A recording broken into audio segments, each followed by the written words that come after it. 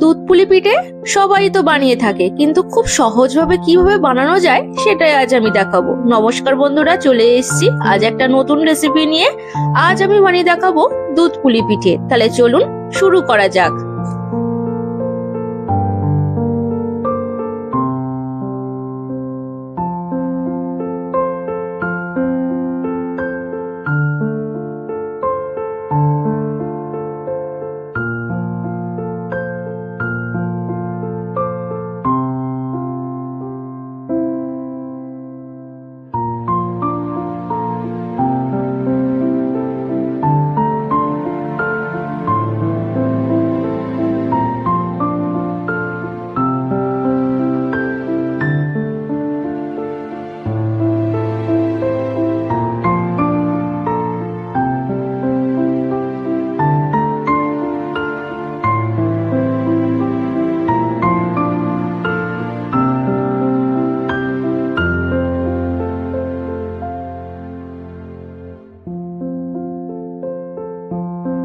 নারকেলের ছাই হয়ে যাওয়ার পর একটা ডিপ প্যান নিয়ে নিয়েছি আর গ্যাসটাকে অন করে নিয়েছি। দিয়ে দিলাম 1 গ্লাস জল, দিয়ে দিচ্ছি পরিমাণ মতো নুন। জলটা ফুটে উঠলে আর এই জলের মধ্যে দিয়ে দিতে হবে চালের গুঁড়ো। প্রথমে আমি একটা সফট ডো বানিয়ে নেব। দেখুন জলটা কিন্তু ফুটে উঠেছে আর দিয়ে দিচ্ছি চালের গুঁড়ো। একটা খুন্তি দিয়ে ভালো করে কিন্তু মিক্সড করে নিচ্ছি এই গরম জলের সাথে। আর গ্যাসের ফ্লেমটা কিন্তু একটু লোতেই রাখা আছে। চালটা বেশি হয়ে গেছে, তাই সেই জন্য আরো হাফ বাটির মতো আমি জল দিয়ে দিলাম। আর এই খুন্তি দিয়ে কিন্তু এরকম ভাবে নেড়ে নেড়ে একটা ডো বানিয়ে নিতে হবে। আর সমানে কিন্তু খুন্তি দিয়ে এইভাবে নাড়তে থাকতে হবে, না হলে কিন্তু চালের গুঁড়ো একদম পুড়ে যাবে। এই চালের গুঁড়োটা জলের সাথে কিন্তু ভালোভাবে সেদ্ধ হয়ে গেছে আর একটা ডো হয়ে যাবে। একটা থালাতে আমি নামিয়ে দিচ্ছি।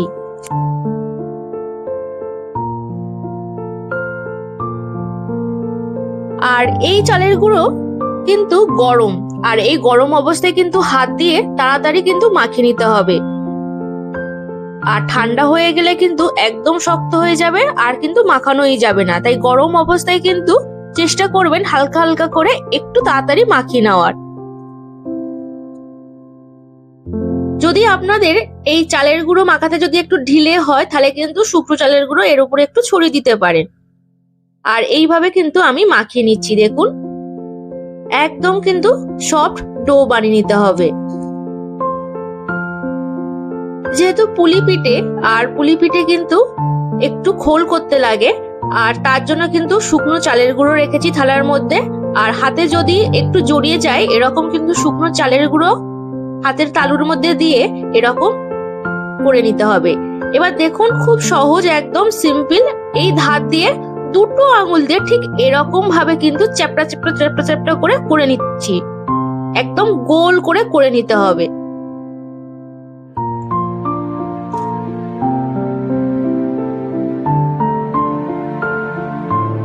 আর হাতে একটু জড়িয়ে যাচ্ছে বলে আমি কিন্তু চালের গুঁড়ো ব্যবহার করছি।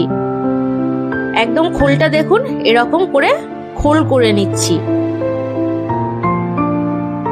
আর যত খোলটা পাতলা হবে তত কিন্তু পুলি পিঠে খেতে কিন্তু দারুণ লাগে। সে দুধ পুলি হোক আর এমনি পুলি হোক, দারুণ কিন্তু খেতে লাগে। আর এখানে এরকম নারকেল কোড়া নিয়ে ছাই নিয়ে নিয়েছি, আর এই খোলের মধ্যে কিন্তু আমি নারকেলের ছাইটা দিয়ে দিলাম। এবার এই দুটো আঙুল দিয়ে এইভাবে আমি মুখটা জুড়ে দিচ্ছি। একদম খুব সহজ উপায়।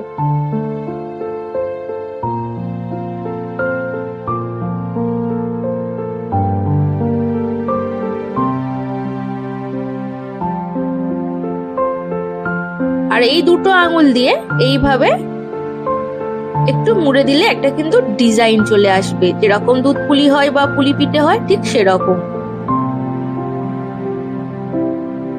দেখুন কত সুন্দর দেখতে লাগছে।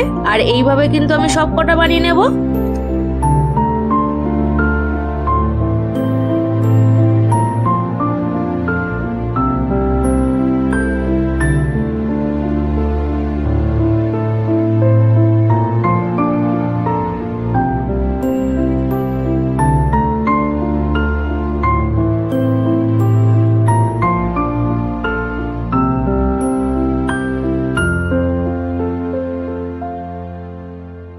এইভাবে আমি সব কটা পুলি পিঠে বানিয়ে নিয়েছি। দেখুন কত সুন্দর দেখতে লাগছে। এবার কড়াইয়ের মধ্যে দিয়ে দেব দুধ।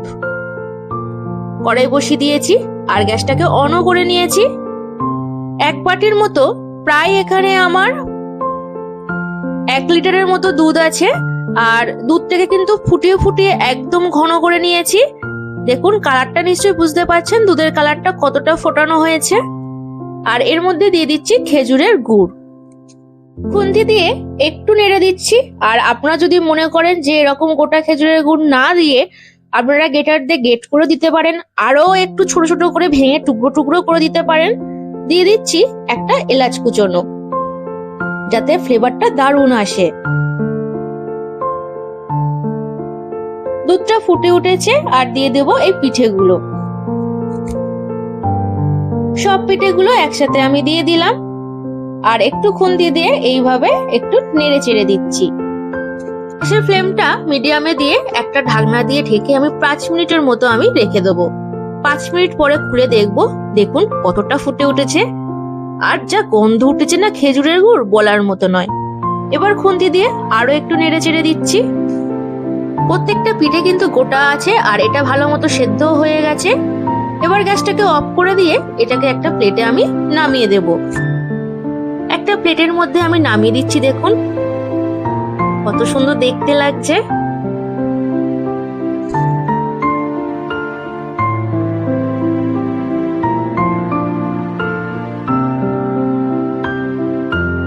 প্লেটে নামানোর পর একটা পিঠে কিন্তু আপনাদেরকে কেটে দেখাবো কতটা সুন্দর হয়েছে।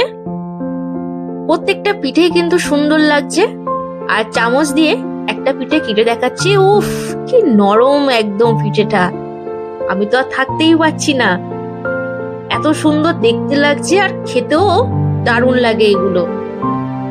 বন্ধুরা, ভিডিওটি ভালো লাগলে অবশ্যই আমার চ্যানেলটিকে সাবস্ক্রাইব করবেন, প্রচুর প্রচুর লাইক করবেন, কমেন্ট করবেন এবং শেয়ার করবেন। আজ এই পর্যন্ত। আর শীতের সময় এরকম পিঠে অবশ্যই খান। আর আমাকে কিন্তু একদম ভুলবেন না কমেন্ট করতে।